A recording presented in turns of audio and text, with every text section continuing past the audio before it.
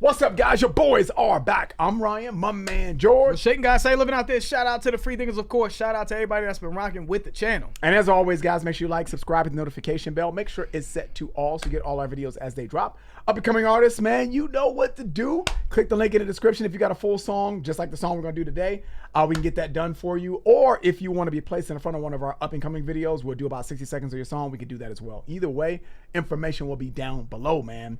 All right, man. Speaking of up and coming bands, man, we got the Funeral March of the Marionettes. Stars at Night. AKA the Funeral March. All right. That's an up and coming band. Shout out to them for giving us a song that we're going to do today, Stars at Night. Post-punk and gothic rock band formed in 1987 in Rockford, Illinois. Okay. You know, my stomping out, well, not my stomping, I'm from Chicago, but you know, we'll claim it. I think it's about an hour and a half, you know, not an hour, hour and a half. Y'all cousins. You know what I'm saying? So they got inspiration from bands like The Cure, Joy Division, Banshees. They have a distinct sound characterized by dark, atmospheric melodies and introspective lyrics. We've done The Cure.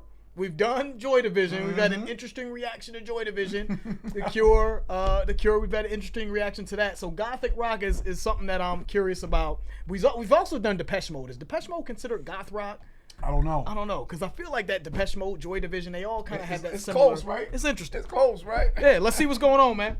The Funeral March of the Marionettes. Stars at Night.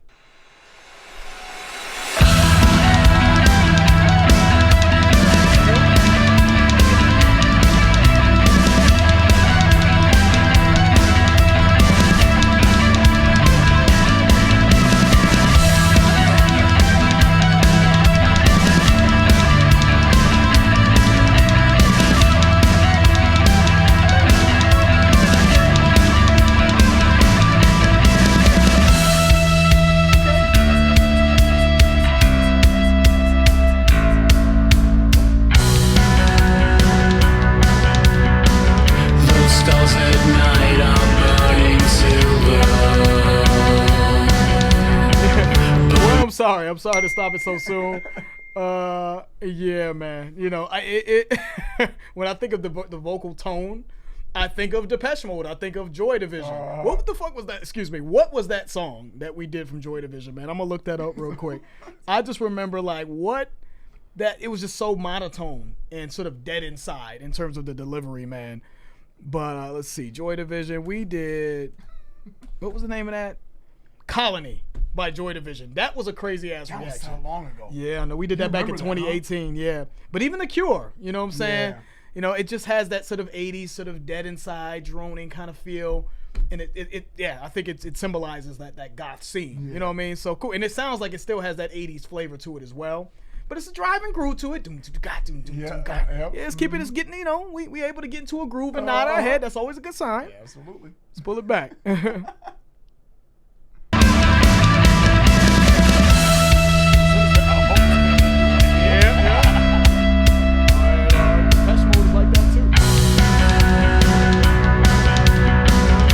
Stars at night are burning silver, burn bright and quickly fade away.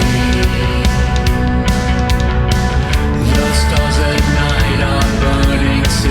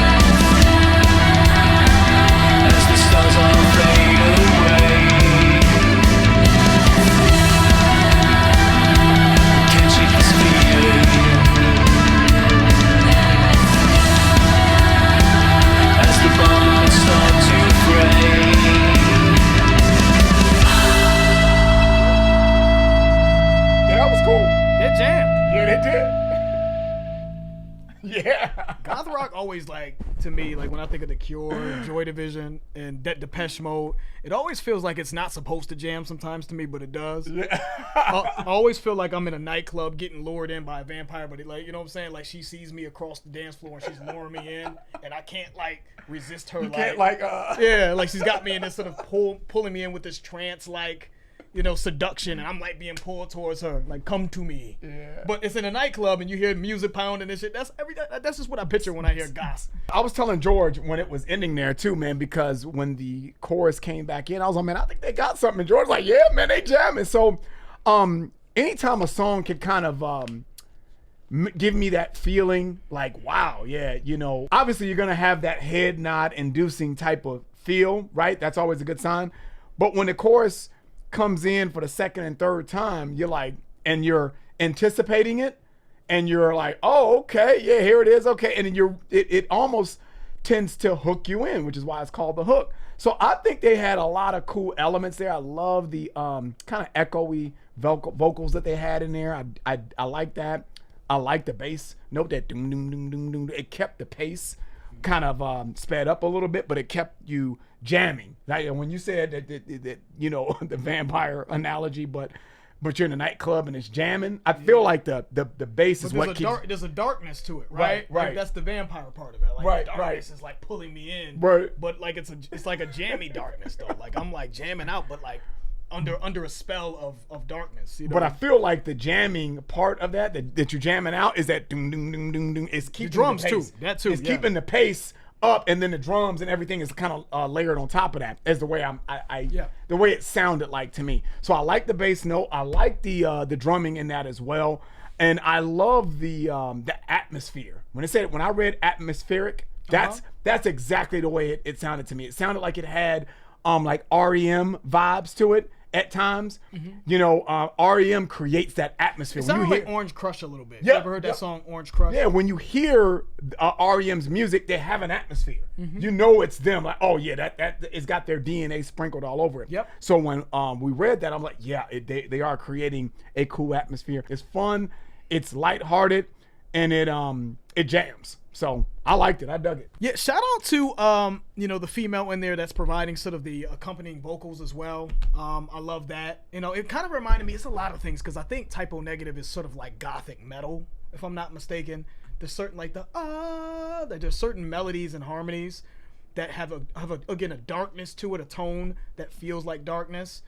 But also again just very catchy. So I love the backing vocals by the female. And you guys broke it up, man. Like, you broke it up. There's a certain point, and I was going to stop it, but I was like, I think there's a change coming. And you changed it at the end, and you kind of had these chord progressions. Like, kind of took the drums away, and you had the chord progressions in there, and you brought it back. Then you introduced the bass note. You know what I mean? And then, again, the vocals. So I don't know exactly what you were talking about. We didn't necessarily focus too much on the lyricism of this. So this could be anything from lighthearted, like you said, Ryan, to some sort of like very, very dark subject matter. So I don't know. You're right. But again, it's just a very interesting feeling that I always get when I hear bands like Joy Division and Depeche Mode and The Cure. Again, the way they capture darkness in such like it's like a, I don't know, like a poppy darkness, man. It's very hard to explain. You know what I'm saying? But it's very a poppy 80s darkness, but with these captivating sort of melodies that sort of draw you into like a trance. It's really dope, man. So I enjoyed this, man. Yeah, man. Yeah, so shout out to the funeral march of the Marionettes, man. If you guys enjoyed what you heard today, make sure you show them some love. Their information will be in the description below. And yeah, that's it. If you guys enjoyed that, please hit the like button. If you have subscribed, please subscribe. I'm George. That's Ryan. Lost in Vegas. We out.